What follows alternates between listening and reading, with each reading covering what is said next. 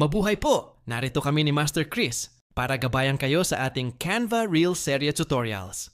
Need mo bang gumawa ng poster, video, o content para sa assignment o social media? Pero wala ka pang idea anong editing app na maaari mong gamitin?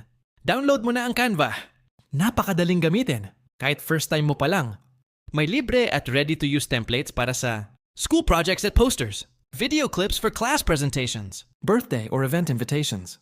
At syempre, social media content, walang hassle. No need na mag-start from scratch. I-edit mo lang yung template. Canva is your bestie. I-download mo na sa phone mo and start creating. Open lang po ninyo ang inyong phone. I-search lang po ang Play Store kung ang OS ng inyong phone ay Android. Kapag lumabas, click lang ang logo ng Play Store. Sa search bar, i-type ang Canva. Kapag lumabas na ang Canva, click po ang Install. Kapag na-install na, click lang ulit para ma-open or click Open. Pumili ng account na inyong gagamitin. Kadalasan nakalogin naman po ang inyong Google account, kaya maaring ito na din po inyong gamitin.